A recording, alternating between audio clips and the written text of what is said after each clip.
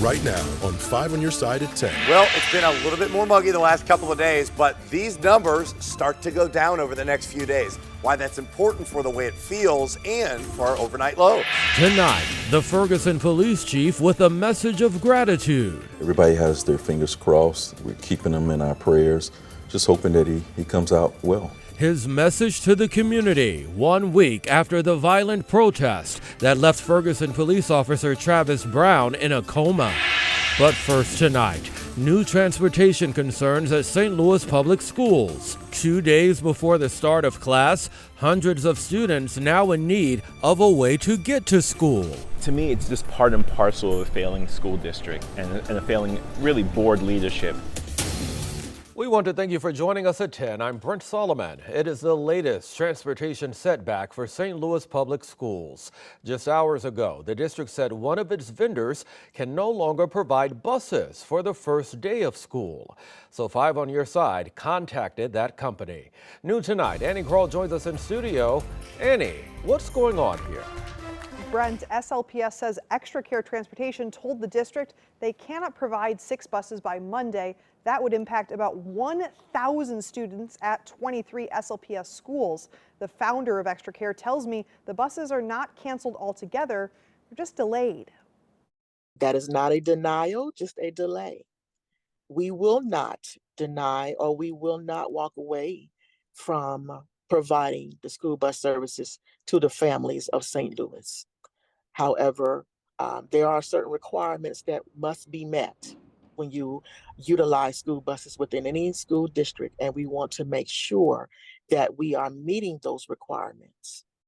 Johnson says her team is working on having those half a dozen delayed buses ready for SLPS by August 26th, a week after the first day of school. SLPS also announced today that 2 other providers have made adjustments to how many buses they are providing. The district says Shuttle Pro reduced the number of buses from 45 to 25, affecting as many as 1,800 students. Yesterday, impacted parents were given gas cards. A third vendor, Victorious Life International, told the district it could not acquire 10 buses to transport students. SLPS says it is working to ensure that parents are notified about an alternate plan.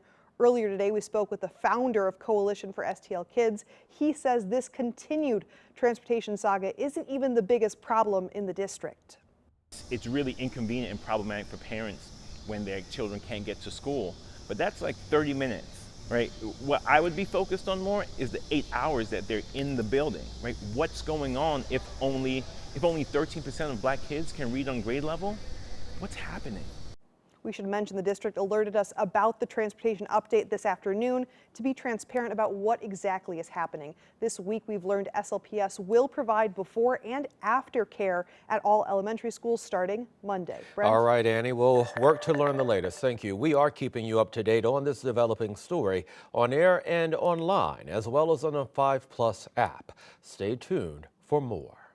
Tonight, an eviction notice from SLPS forcing several nonprofits from the Clay Community Center. They must clear the former Clay Elementary School by next week. 5 on Your Side, Travis Cummings caught up with one organization that's scrambling to get out.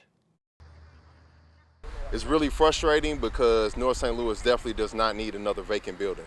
This land has seen a lot of life. We've hosted hundreds of young people here on the property doing field trips, service learning activities. We've hosted our teen program, the Sunflower Institute here. Now the community garden outside the Clay Community Center in North City is being dug up. Nick Speed's nonprofit Ujima is here to provide equitable access to food, education, and employment. We are in a position where St. Louis Public Schools is evicting us. Speed showed us this email he got from a professor at SLU. The university partners with the nonprofit and facilitates the property. The email says the district proposed a lease agreement to the university in late May that was just financially impossible for them. There was a conversation about raising the rent as well as having folks pay for the water damage in the building. And so instead of coming back with a counteroffer, giving us an opportunity to come up with a new MOU and a plan, they decided to just kick us out. And so we've made several attempts to reach out to the district, but they've gone radio silent. Volunteers came from near and far to help clear the lot on North 14th Street on Saturday. Putting in rows so people can plant food and flowers, and then just suddenly being told, you guys have a week to remove all this. Yeah, it's pretty heartbreaking. Even our teens are feeling the feels. They put a lot of hard work and effort into, cultivating and building this. Speed, who owns another space down the road, says this won't stop him from sowing seed. We know the sense of urgency is great in places like North City, and so the work is going to continue. Travis Cummings, 5 on your side. And the SLLPS Board of Education vice president took to social media saying, quote, a private university that doles out millions of dollars in tax abatements, demands free rent, and refuses to pay for significant damage it caused to a public building. We reached out to Davis to elaborate. He referred us to the school district spokesperson. We're still awaiting for a response. Tonight, the St. Louis County prosecuting attorney taking more steps to vacate Marcellus Williams' murder conviction.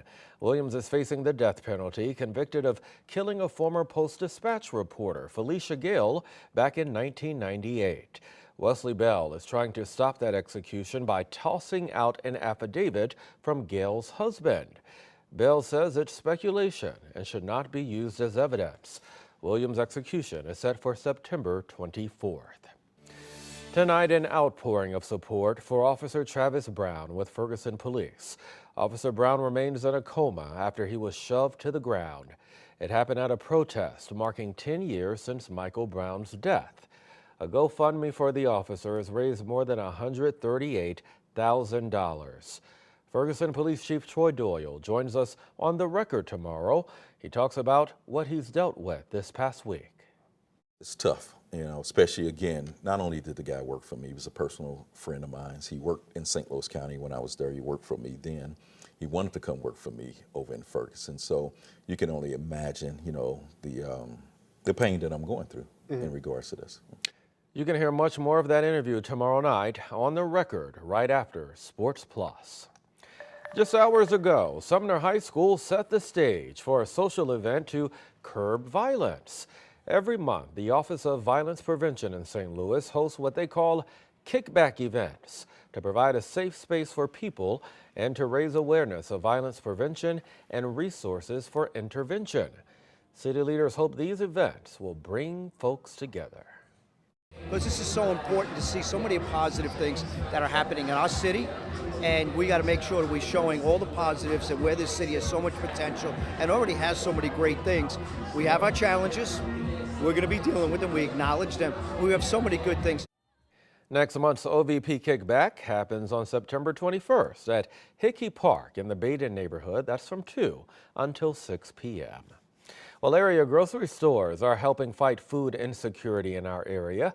Today, Operation Food Search held its Shop Out Hunger Day at area Straub's, Schnucks, and Deerberg's locations.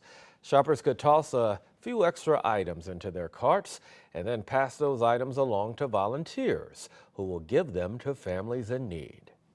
So non-perishable items, ideally things that are not in glass, so boxes, pouches, items bags of whole grain products, things that are easily able to go back to Operation Food Search and then distributed.